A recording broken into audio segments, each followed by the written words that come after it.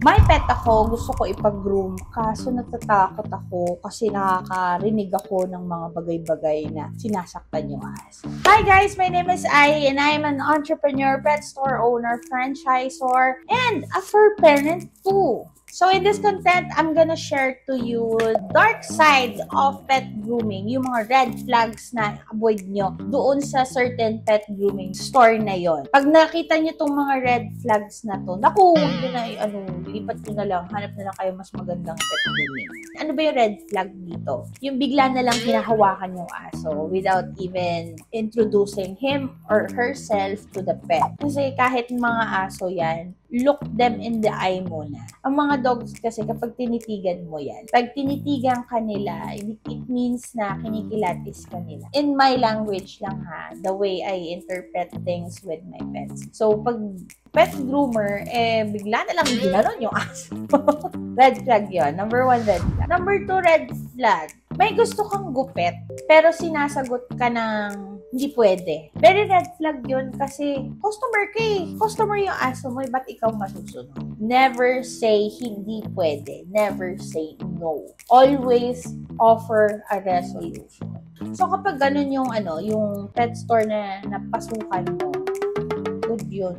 Number 3, yung lobby or yung waiting area ng shop, kung saan tayo naghihintay ng mga dogs and cats natin, mabaho. Ibig sabihin nun, hindi nalilinis ng maigi.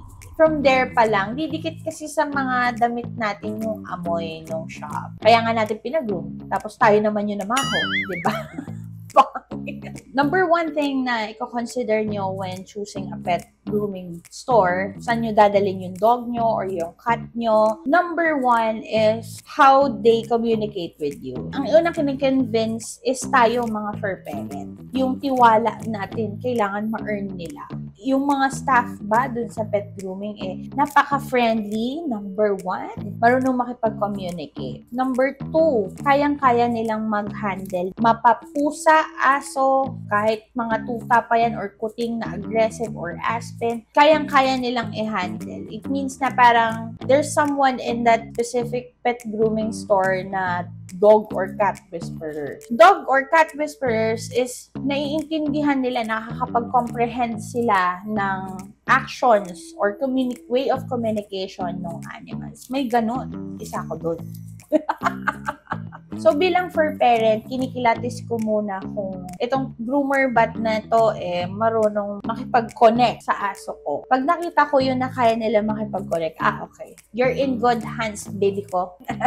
Number 4, yung equipment nila, well-equipped yung shop. Ibig sabihin, yung may water heater, exhaust fans are working, the blowers are well-maintained. Paano mo ba makikita? Pag yung blower tunog na bagong malinis at walang amoy. Yung pet grooming area malinis. Yan. And most especially, yung pet grooming, kita ko habang ginugupitan yung aso ko. Very open sila ipakita kung paano sila nagugupit. I hope may natutunan kayo at sana i-adapt nyo yon kasi alam nyo, yung mga pets natin na yan, pampatanggal yan ng stress. Minsan, kinoconsider na natin silang mga anak natin. Paano tayo tinitreat sa salon or sa spa or where, ganun din yung ibigay natin sa kanila kasi walang katumbas yung sayang binibigay nila sa atin. Pero nasa sa inyo na lang yung kung paano kayo mag-handle ng pet, no? If kaya nyo naman na sa bahay na lang, kung mas kampante kayo na lang sa bahay, pwede naman. Pero mas maganda pa rin na dali nyo sa professional. Yung totoong professional, ha? Thank you so much for watching this video. If nakaabot kayo dito, ibig sabihin you're a true fur parent. You did your research how to become a better fur parent. Follow me and subscribe on my YouTube channel and also in my Facebook page, Millennial Negosyante. If you're also a business owner or aspiring business owner, join my community on Millennial Negosyante in Facebook. Tulungan tayo doon and mag-share din tayo ng mga tips and tricks. This has been Ai. Thank you and goodbye!